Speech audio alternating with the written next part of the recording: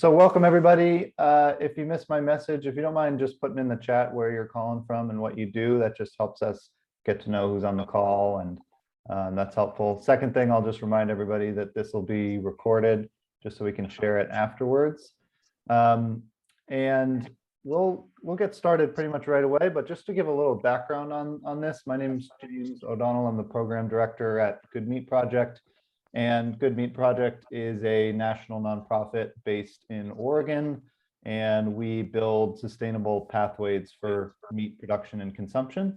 And a lot of the ways that we do that has to do with consumers. We do workshops and classes, and we do consumer research as well. But a lot of what we also want to get involved with is producer marketing. And this Good Meat Breakdown Sunday sessions is a place for producers to sort of get together and improve their marketing together, learn from one another. And tonight we are tackling this question about selling to chefs. So we have some really great people on the call. I'll let them introduce themselves. But if you're a producer, feel free to start thinking about questions you have about the relationship with chefs, how to build relationships with restaurants, etc. But with that, I will kick it over to our hosts, Alex and Megan, to introduce themselves. Hey, everybody, I'll start. I'm Alex Miller. I'm with Lickskillet Farm. We're a century family farm located in the foothills of the Smoky Mountains in East Tennessee. We do pastured livestock, grass-finished beef, lamb, pork, poultry, and heavy focus on regenerative agriculture and trying to be a great place to work as well. We sell direct to consumers, e-commerce, and a variety of other channels as well. Megan.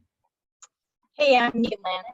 I'm from Livingston, Montana, in the Paradise Valley, the Greater Yellowstone ecosystem. I own and operate with my husband, Barney Creek Livestock. We are regenerative grazers first, and we sell grass-fed, grass-finished beef, and our daughter runs the lamb sheep operation, so she sells the sheep on that side. And we sell direct to consumer. I think I said that, but maybe missed it. And then my town job, which Alex always forgets to mention his town job, but my town job is I work with Nicole Masters with Integrity Soils, developing and implementing a regenerative coaching soils coach program. Megan, just so you know, little challenge with the audio for me. Okay.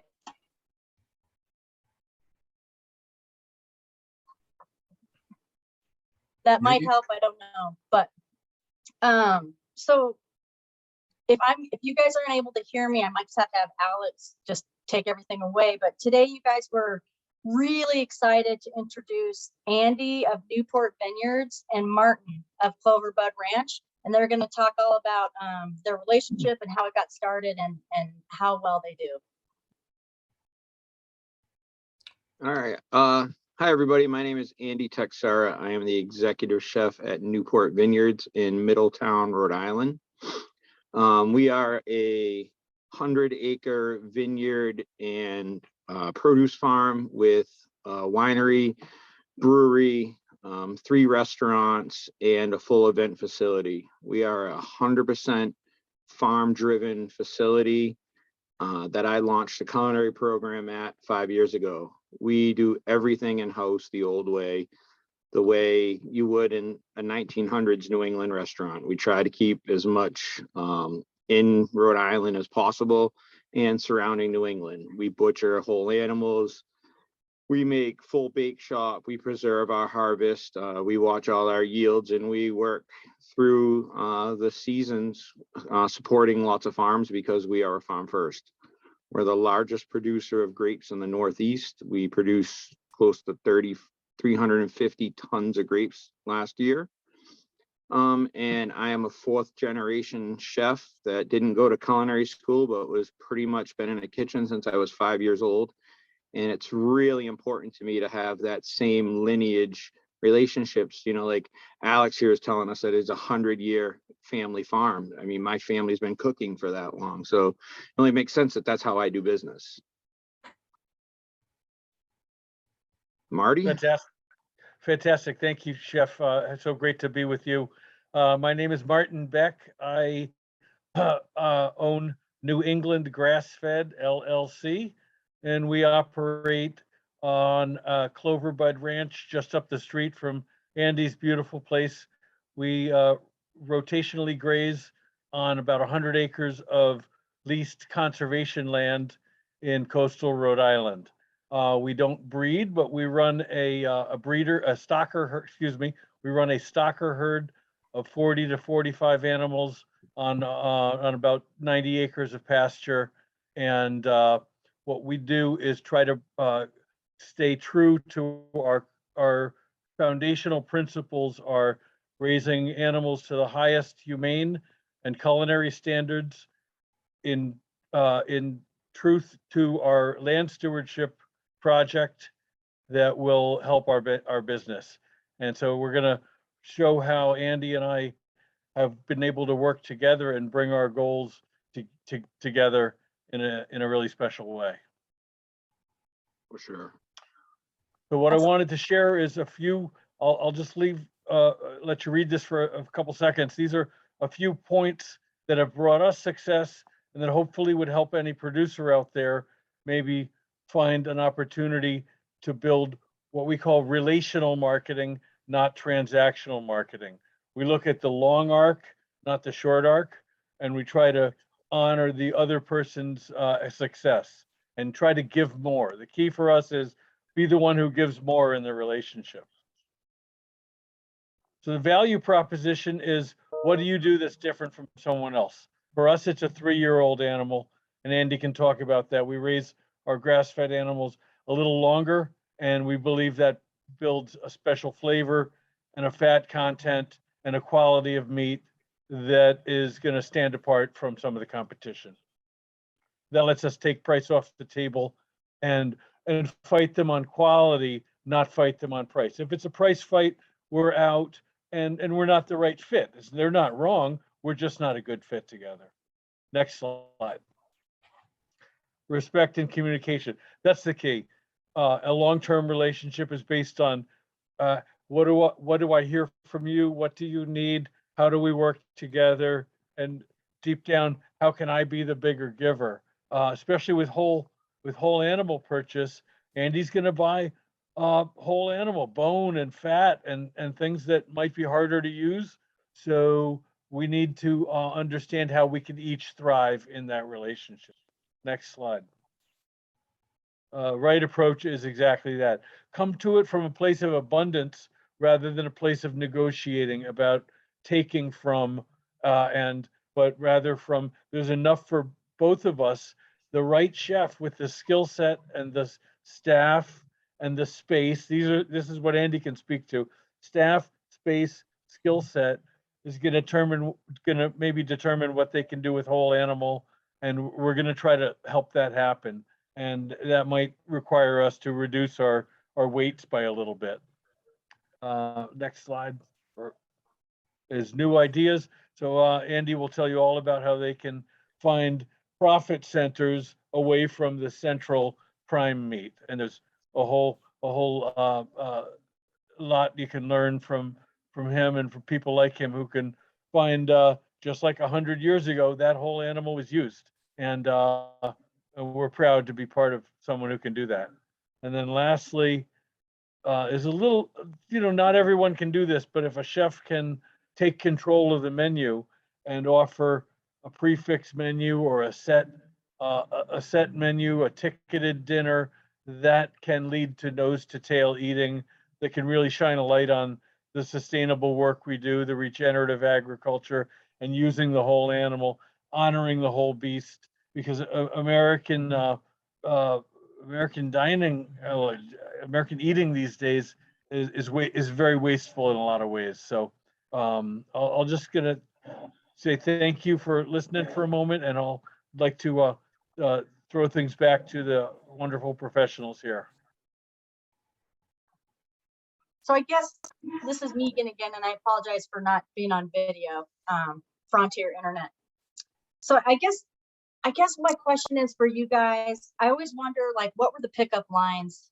I envision this relationship, somebody talking to somebody first and what that looked like, and what convinced Andy to buy beef from you, Martin? And again, like, how did you convince him, or how did you woo him into quote unquote dating you? Well, I knew he was a highly, I knew that he was someone who worked at the highest level of local farm to table. It was a relationship. It was important to me, but I'll let him answer that. I mean, quality and flexibility are the biggest things for me. If anyone who's ever been in a professional kitchen know that time evaporates, and having someone that is willing to be flexible, willing to not high pressure you, willing to maybe give you something to try, I mean, at the end of the day, my technique can only be so good. Then it becomes the quality of the ingredient. And that's where I feel I separate myself. Me and my staff can only cook a steak or cook anything to the perfect technique. And that's what we strive for. So how do we separate ourselves? And that's with quality.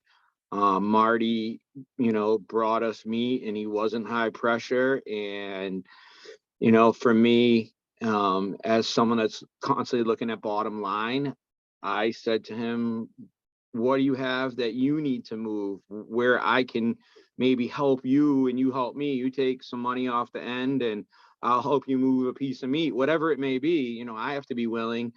And he brought me, I think it was shanks, and we made tacos, and the stuff was delicious. But he also brought me a ribeye from my house. And when I cooked that at home for my family, it was, wait a second here, there's something different in this meat. It tastes, it yields. It's, I've broken down animals over the last summer from 8 different farms in the Northeast, and we've monitored weights and diets and everything else, and his by far is superior, and that's why we buy. But it's patience, that's the big thing, is patience and flexibility, willing to not pressure the chef. Maybe today's not the day. Sometimes we have bad days. I try not to be one of those chefs, but every now and again it happens. So today may not be the day. That doesn't mean you should give up on us. Come back, drop a couple steaks off. I'm not saying we're looking for something for nothing, but more than likely we're going to go home and cook that and eat it with the family. And especially if my wife and kids are like, whoa, what was that you just brought home? Now I know I have something there. And then, we can translate that into cost effectiveness.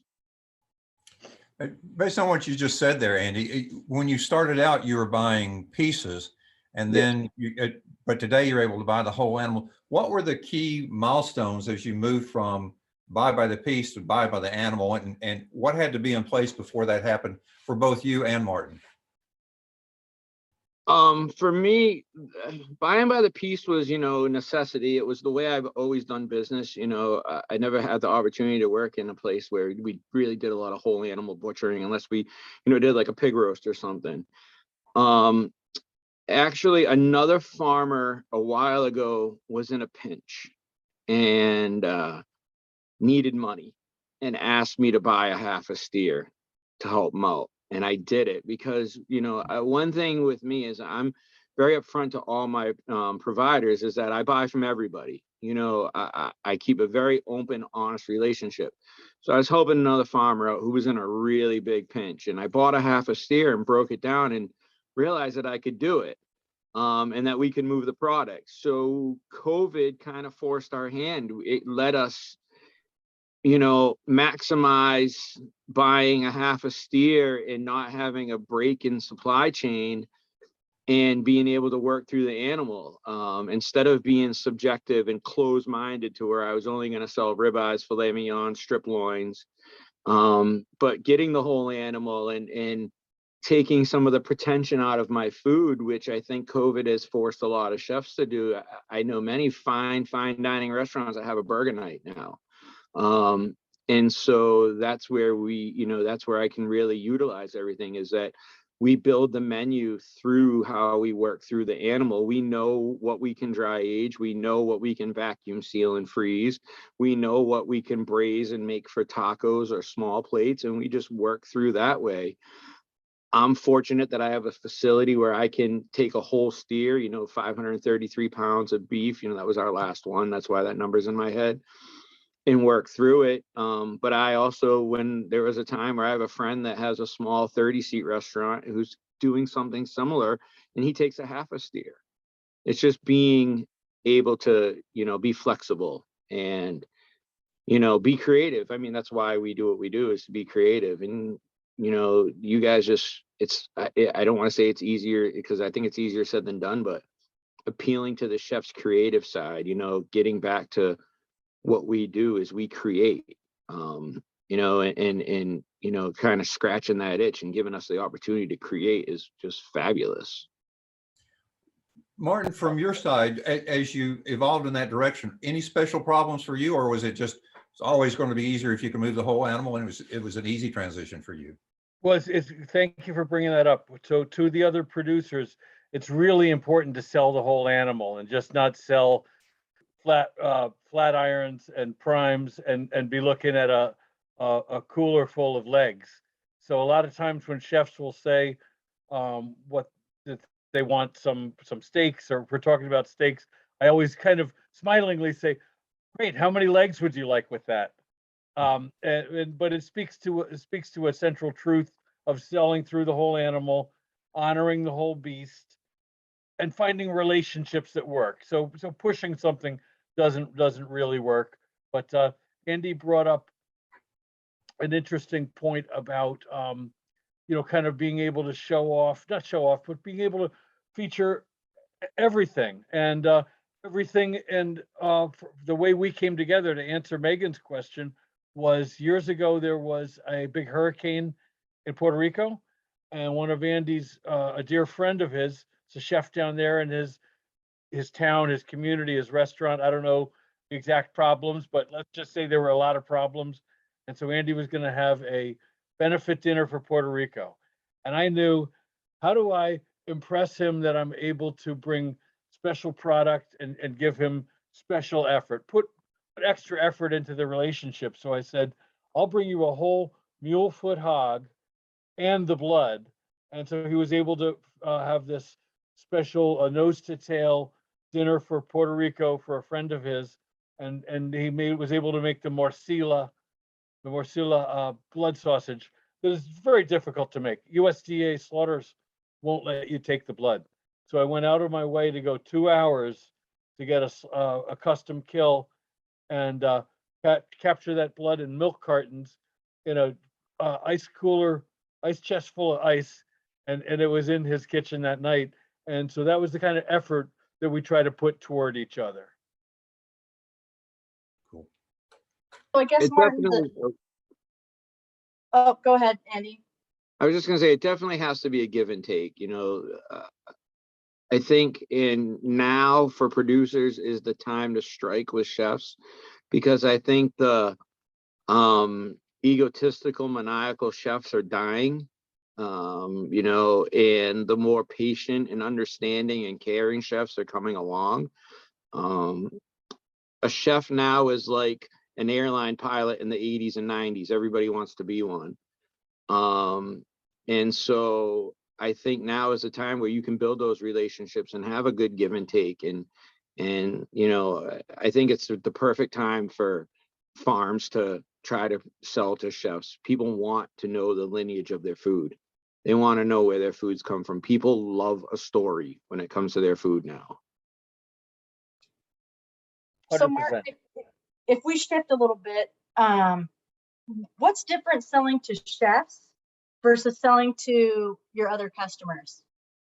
Well, we've got to deliver value. So our value proposition is primary. And so for us, it's an older animal. So we lose all our spines. Virtually 9 out of 10 of our animals lose their spines, because I'm trying to present to Andy a special bit of beef that can stand apart. And for us, at least in our region, the Angus and the Devons we grow take 3 years to be special.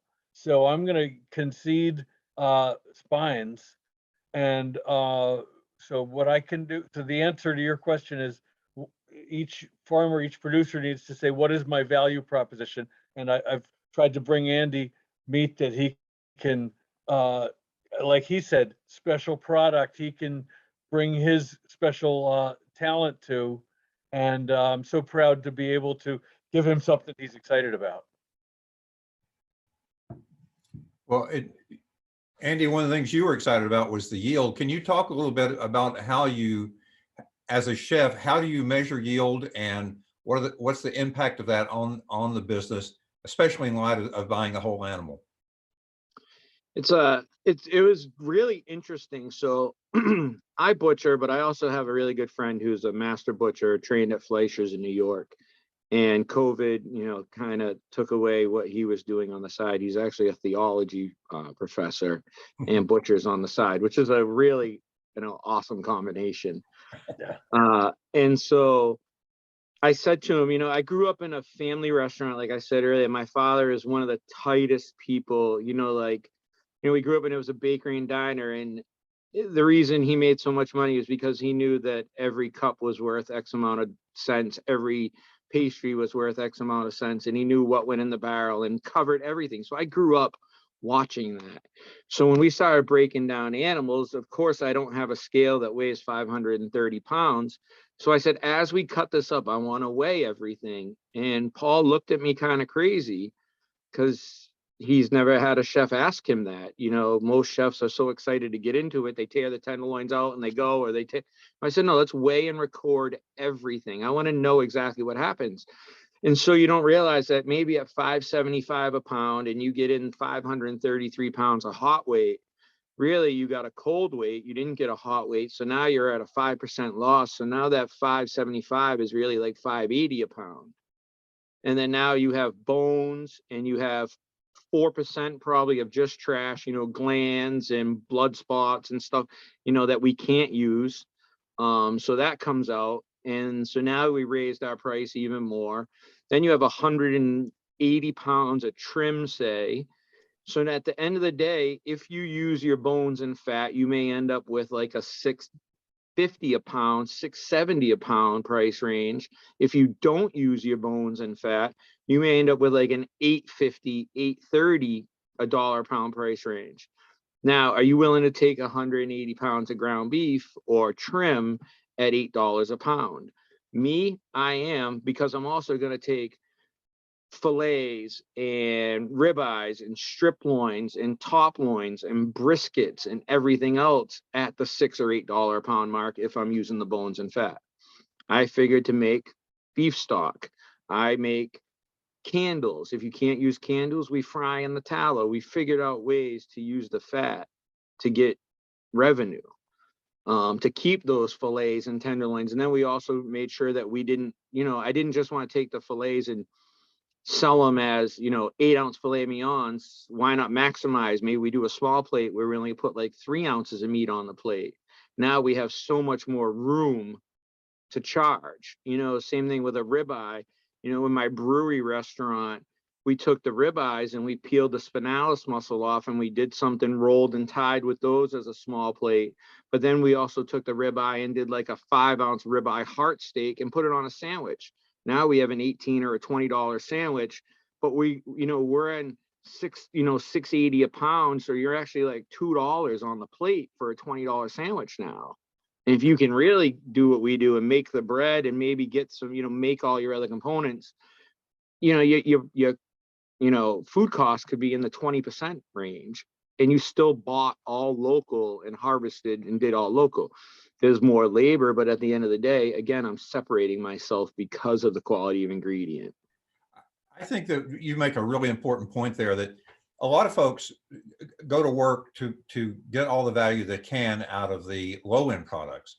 But what you're saying is, and there's also an opportunity to do the same thing at the high-end product. It's also easy to take a pork loin and cut it into pork chops. But what you do is slice off just a little bit of it, add it to a chicken sandwich, and now you've got a really high value added product there with a very small amount of meat. I really think that's an insight that a lot of folks overlook. Yeah, Alex, you mentioned that you have chefs that they only want you to grow pork chops for them. I break down 15 pigs a year and never sell a pork chop. It's not a value to me. where I can take that pork loin, put a nice cure on it for, 7 days, like a nice ham cure, and then smoke it in my smoker and slice it as like Canadian bacon and putting 2 ounces on a chicken thigh and making a sandwich. Or we can, dry cure it a little bit more and put it on charcuterie and putting 1 ounce on a board with maybe a sausage that we're making out of the rest of the trim of the pork. Or we're taking the fat back and putting a salt cure on that and letting that cure and shaving that for charcuterie. It's just fat, but cured fat back, lardo is a wonderful thing. There was another thing we did was we took the pork fat, rendered it, cooled it, put it in our mixer and whipped it with the with a whisk with a little bit of vinegar and sea salt, and I called it pork butter, and we were serving that as our butter with our bread. Because when you guys are giving us this product, I mean, why wouldn't I just use that pure white beautiful pork? It's just a matter of maximizing your dollars. Yeah. And I believe that Andy, thank you so much for our relationship. You're showing a high level of skill set. And so to the other producers here, you need to evaluate what skill set you're looking at. And God, I hope to God that you're looking at that skill set. If that's not the answer, you sort of need to maybe adjust, or not everyone has that skill set. I don't know, I don't want to pound on it too much, but it's exciting. I appreciate that. I appreciate that, Martin. I think you're absolutely right. But I want to look at your side of the yield information. I mean, Andy's doing his measurement of yield, but you've got some data that you're willing to share with your yield on. I guess this is a recent steer that you did. Can you walk us through these data? Yeah, this was a little 400 pound weanling I bought about 18 months ago. A bunch of so a red Devon out of some English breeding, Brendan, Massachusetts, and he went to slaughter and came out at 656. He was 34 months, lost his spine. But I wanted to show to producers is what Martin, percentage right quick. When you say lost his spine, just so everybody knows, why did you lose his spine? So we are still obliged to listen to a USDA rule that is concerned about bovine spongiform encephalitis, mad cow disease, which can develop in the spines of cows that are fed blood and bone meal. Just to be clear, a grass-fed protocol does not include blood and bone meal, so we could never have that problem. Yet any of our animals over 30 months have that spine removed, which includes some of the high-value real estate of the animal. So we drop 40 to 50 pounds on our highly finished animals, but I'm not going to bring in Andy a 2-year-old animal that would be really disappointing to him. So I take on the loss of the spine because I want to bring him some meat that he's excited about and that can help him really create some a product of value. And what you'll see is, so about 17 to 20% of the animal is prime. Different cuts there. I'm showing our retail price that I'm able to get without pushback. Can I push the upper end of that? Yes, maybe, but I don't want to ever, I don't want to lose customers. So I'm not so successful that I can afford to throw out customers. So, but just to producers, that's our retail number. And if people buy volume, I can drop it a bit. And Andy pays way less than that. Second tier steaks, those are London broils and sirloins. Again, you'll see maybe that's about I forget, about 10%. And then the roasts, the briskets, those are about another 10%. And I can't see all the slides. The braising, that's where the producer needs to do some work, is to sell short ribs, stew, and ossobucos, because a lot of folks are excited about grass-fed steak and burger, but the slower cooked stuff is a little higher. I'm speaking about on the retail sale. It requires people willing to put more effort into their meal. Chefs will often buy the braising cuts, but some chefs won't. Some chefs just want steaks and burger. So the braising cuts might take some work. And what we see is about 66% sellable yield of meat cuts and about 15% more in bones and organs. Those organs go into our quarters and halves. When I sell Andy, he gets organs and bones. And so I'll leave it there. I don't want to go on too long. Does that make sense to people? Yeah, good. Thank you.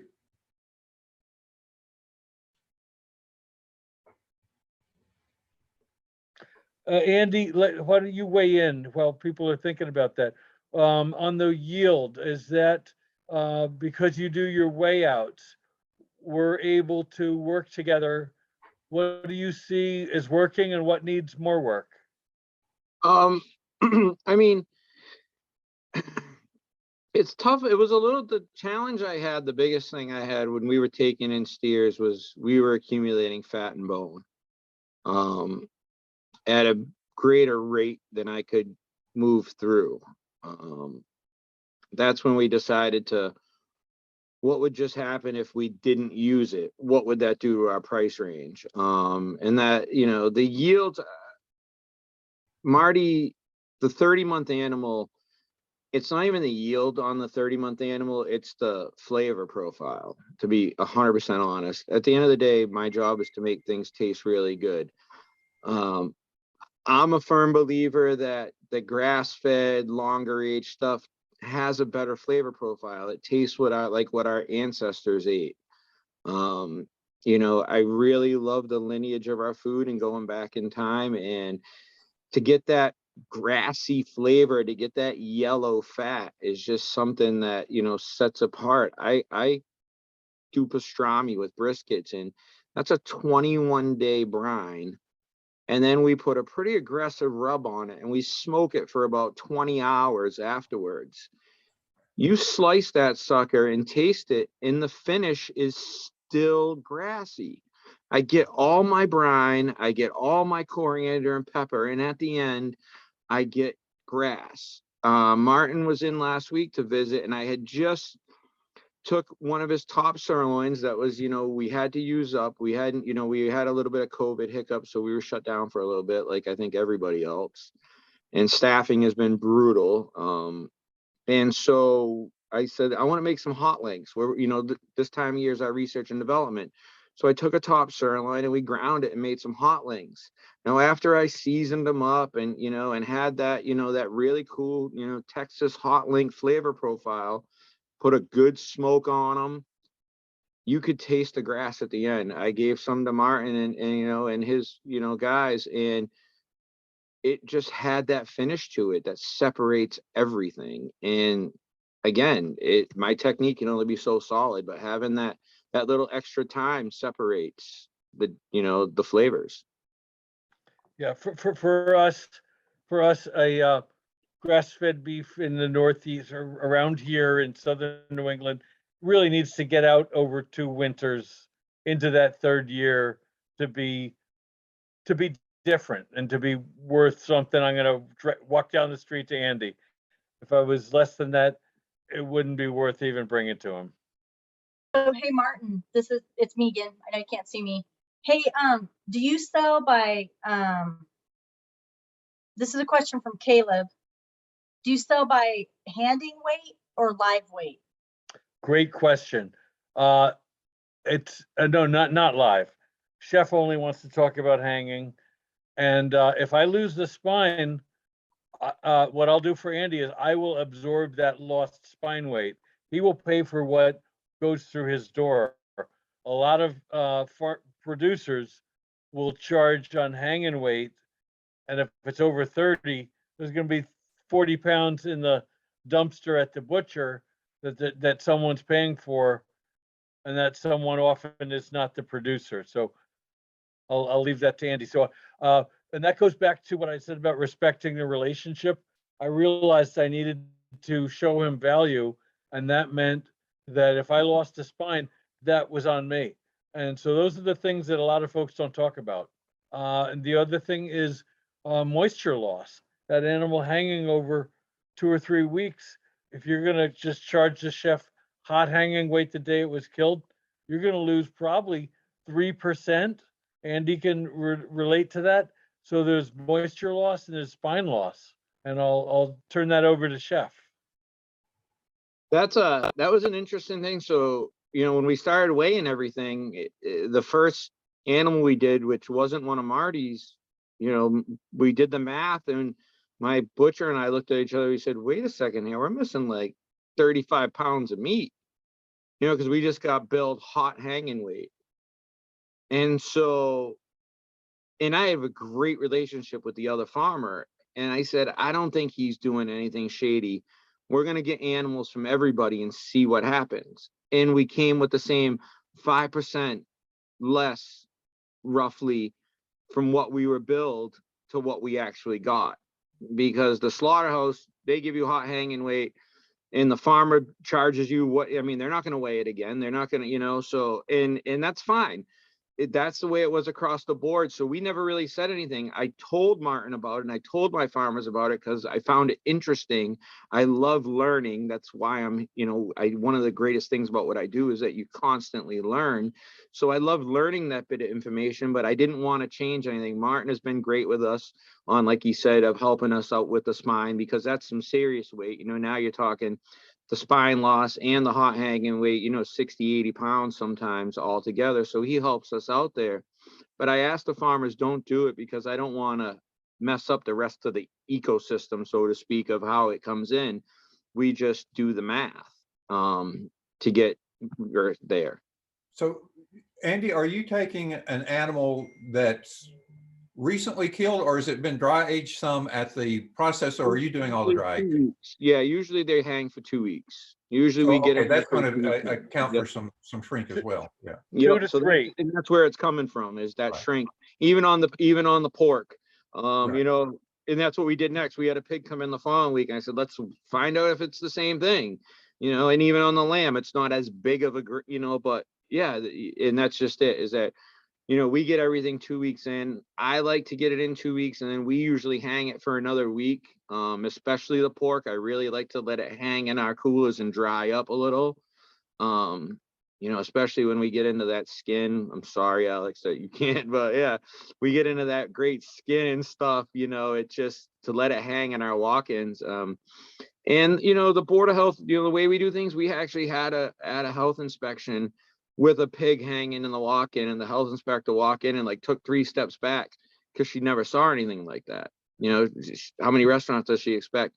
And we, you know, rigged up a cool cart system where we can hang it and wheel it in carts. And I told her, I said, I really wish you would take a picture. This was textbook perfect, not a drop of wet blood, perfect USDA stamp right on the side, you know, hot tag, right? Like, it couldn't have been any more better for her to see. And she took pictures and sent it to the director of the, you know, Rhode Island Department of Health. And she was really impressed and said they want to use that as, if anyone has an animal hanging in the walk-in, it better look like that.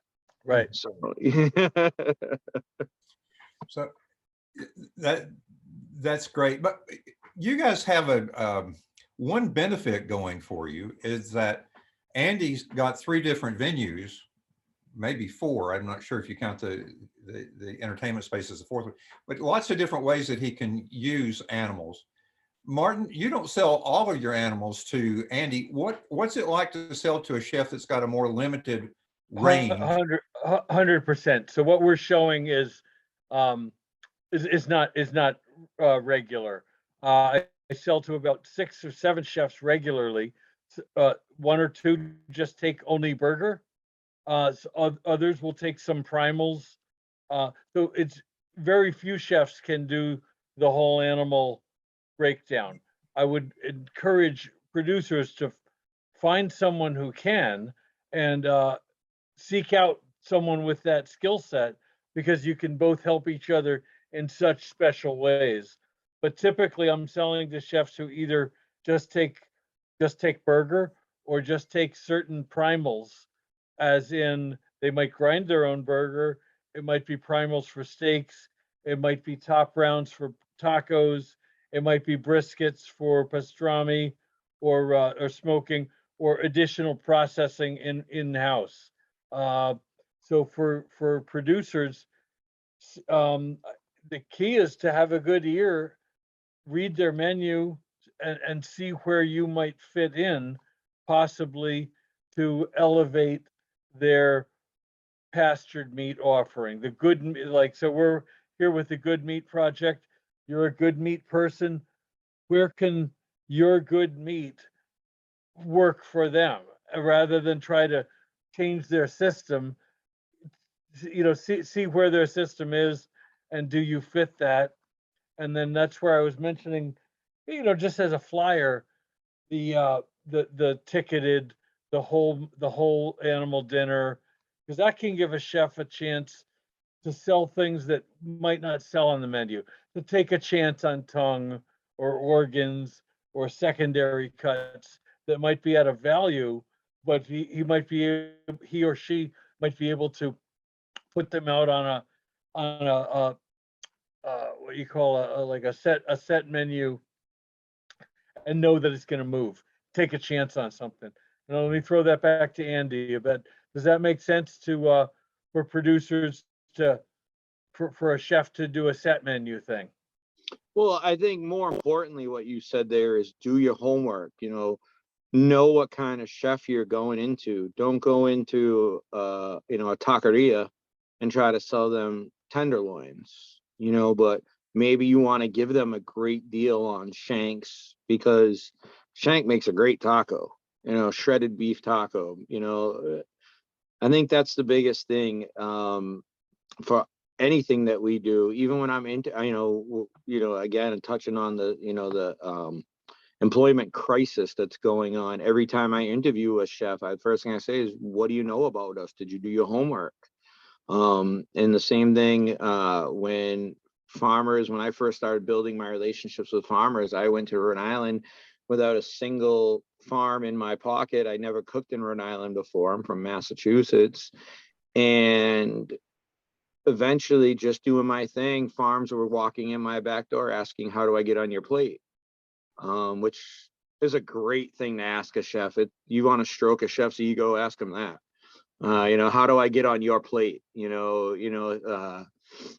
I never forget, one of the biggest organic produce farms walked in with a yellow tomato in his hand like this, and he says, how do I put this on your plate? And it was, really, really, fascinating to hear that. He said, I've been watching what you're doing and we're really impressed. How do we get on your plate? That, and then taste it. And so that's it's like, as a chef, I cook for my audience.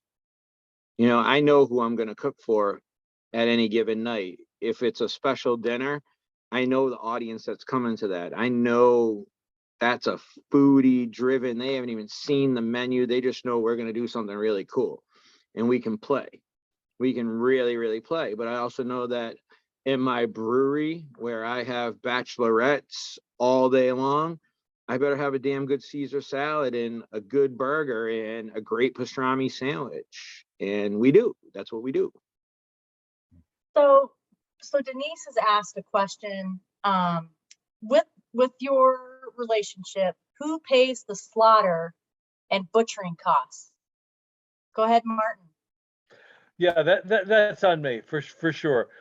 So I'm giving Andy a hang and wait. Right, I'm giving him a hang and wait price delivered, and that's on me. So I don't want to take too long answering it. That's not something a chef would pay. The only way you would do that is if he bought an animal live in the field, and you agreed you were going to deliver it to him. That never happens.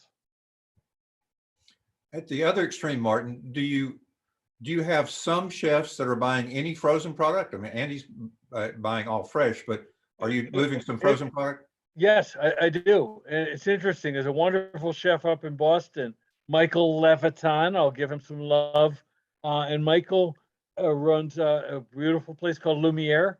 And he said, Martin, I will buy your shanks, your ossobuco, your short ribs all the time. I love it. I'll never buy your steaks. He feels that frozen steak. So if I'm bringing a chef primals, it's going to be frozen. I can't move, so farmers cannot move fresh cuts around. And he felt that the freezing to thawing had some weep out. And let me throw that to Andy, because I don't know if you know Mike Leviton, he's a great guy. So the gist of it is I can sell Michael shanks and short ribs, never a steak. I can sell Andy quarters because they're coming in fresh, not frozen. Chef. Yeah, I mean, some of the stuff has to come frozen, depending on, you know, how it's processed. We break down and freeze. We cryovac and freeze, not portion steaks, but you know, if you know, especially at winter, you know, when you know our business shifts drastically around right around November, Halloween time. And so I'll bring in an animal then and break it down and freeze, you know, vac pack it. We'll usually wrap it in butcher paper, then vac pack it and freeze. But we're also really cognizant about how we thaw. You know, we're thawing days in advance in the walk-in cooler, really slow, really babying it, maybe wrapping it in towels and really slow thawing it so that we don't get the water loss. You know, we're not dropping it in a sink and running water on it. We're not just leaving it on the counter and doing anything like that. You know, we're trying to love the product. We're also trying to maximize our dollar value. If I can dry age in the summer, a lot of it doesn't see the freezer because we're just tearing through it so fast. But yeah, I mean, I think you have to be smart, you know, as a chef. And that's part of the give and take of it, is being able to maximize and utilize your meat and knowing and planning and you know, and having I don't know, I love me personally, I love the challenge instead of just picking up the phone every day and saying send me 12 strip loins and send me a ribeye and send me. I love going, all right, what piece of meat are we using this week? And we work through the animal. Or Tuesday we're selling ribeyes and hopefully we bang them out. And on Thursday we're into the strip loins. And then, you know, we're making cool roast beef sandwiches, or we're, you know, we just did beef schnitzels with, you know, some eye round and some knuckles. You know, it's just a matter of creating, but also having the flexibility that when I get my animals in, I can like take the rib plate and we run them through the bandsaw, and we make Koreans, and we do Koreans out of 1 week. And then we may smoke and do long bones, and we do, you know, 24-inch whole short rib, long ribs for 2. You know, it's just a matter of going through everything and using it and being willing to be smart with it. So Andy, so you mentioned what I'm gonna coin is the pickup line, which is, how do I get my meat on your plate? With that, That's a t-shirt right there. Have I heard that before somewhere? so the follow-up is, once we've approached you with our pickup line, how long do we wait before a callback? And then what does that look like? An email, a text message, a phone call? Do we keep stalking you? What does this situation look like so we're successful? It's tough. That's a tough one. I mean, I'm going to speak for all the chefs in the world right now. We're finicky bunch. It's almost like throwing a dart. I'm a text message guy. I love text message because I'm a talker. So we'll get on the phone and next thing you know, an hour's gone by and we've talked about our kids. We've talked about everything. Cool stuff that we're doing, veggies, whatever it is. So I like a text message. But I also like a visit. You know, it's funny. I love farmers to stop by and visit real quick because I feel like they're friends. I can't stand when a salesman comes and visits. You know, like, Yeah, I don't like salesmen need appointments. Like we get all the time, there's such and such from so-and-so company at the desk for you, chef. They have an appointment, give them a business card and they can email me. But yeah, a visit, a text message. I mean, again, you should be able to read the guy. I mean, it's a lot of personal relationships. You know, read the chef. When you walk in the first time visit, if he's an abrasive jerk, hopefully he's having a bad day and you can try another day, but sometimes there's people that are just jerks and you don't go back, and maybe you do, you shoot me a text. Hey, did you get a chance to try that meat? What'd you think? Or, hey, can we show you something else? Is there anything that you'd like to see? Can I give you, like that, just friendliness. I think people are trying to be good humans. I hope they are. So, just, yeah, keep the lines of communication, not so much stalking, but a little bit's okay. All right. Any certain time of day to do the drop in? Generally, normal businesses are like Wednesday in the morning because it's slow. Mornings are always best for me. Mornings Okay. are always best, like, especially, like you do your homework. If a place is only open at night, you want to get there like, noon time, because that means they're getting ready for service. They open at 4 or 5 o'clock. Noon's 11 in the morning's a safe time. If it's a place that opens for lunch, like my brewery opens for lunch, you want to drop in on me better, hopefully before 11, if not after 3. The other thing is the text message. Hey, chef, I'm in the neighborhood. You mind swinging by? If I pull out my phone and see it, I'll tell you. If I don't, it means I'm slammed, but I'll reply to you, be like, geez, I'm sorry I missed you. How about tomorrow? Or, it's just, doing your homework, knowing I'm a morning person. Most of the good chefs I know are in usually early. We like our time to ourselves without the staff there. So that's a good time to catch us. That's usually when we're doing something really cool, and we're in our most creative moments is early. So that's a good time to catch us, especially with me. I'm planning usually in the morning, having my coffee, trying to wake up and figure out what I'm going to do. And you drop in and throw a bunch of ideas in my farm brain. It's a good time to do that. Sure. And also a big part, I think, for Andy and I is me being communicative without being pressuring to say, hey, I just dropped off a beautiful big black steer. Turns out it was Wednesday. He hung at 8:30. Chef, do you want this half? I think it's good for you. But if you're working through product, I understand. So I'm communicating to him that I understand where he is. And I don't, in a way, it's coming from strength. I don't need to sell it to you. It's not a push. And I wasn't trying to be tricky at all. And then you came back and said, yeah, that half is for me. Yeah, the pressure sell is tough. That's something that I don't think too many chefs like. We don't do well with people telling us what to do. So the pressure sell can be tough. But yeah, Martin, now we're in a relationship. He knows what time of year it is for me. He knows roughly, my timing, and he'll say to me, are you ready? If not, no big deal. And I've said, I'm sorry, I just can't do it right now. I don't have the staff. We're not moving through product. I'm going to hold off, and he'll hold off. We just have a few. That would go to our and then I'd get it cut for retail. So it wouldn't be a half or a primal. That's the difference. We just have a few seconds left before we have to turn this back over to James, but real quickly, what's the number one turnoff that, Martin, you say, I'm not going to talk to this chef anymore when I see this? I can get it from Cisco, and I say, you know what, that's probably a good fit, because I realize we're not speaking about regenerative agriculture or impact on the environment or impact on the local community.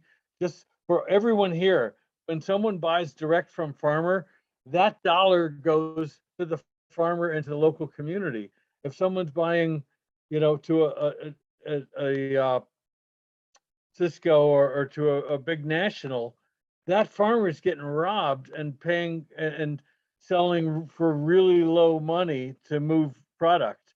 So that direct sale is a huge, huge, huge impact to the owner operator who owns land and cares for animals. That's a great way to wrap this up. To both of you guys, you've just been superb. James, I'll turn it over to you. Megan, unless you got something to say, we'll let James wrap up. No, I'm good. Thanks, you guys. That was awesome. Thank you so much. Awesome. Thanks, everybody. I'm honored to be with these people here tonight. Well, we're happy to have you, and I'll just take a minute to just say that if you missed any part of this, there'll be a recording on our website, probably around tomorrow. And if you have any topics that you want to see, you know, tonight was about selling to chefs. If there's other stuff, other marketing things that you want to hear about, please let me know. And otherwise, thank you, Chef Andy, thank you, Martin, Megan, and Alex. This was great, and we really appreciate everybody coming out. All right, take Bye-bye. care. Thank you. Have a Thank good you. night. You as well. Peace out. Bye.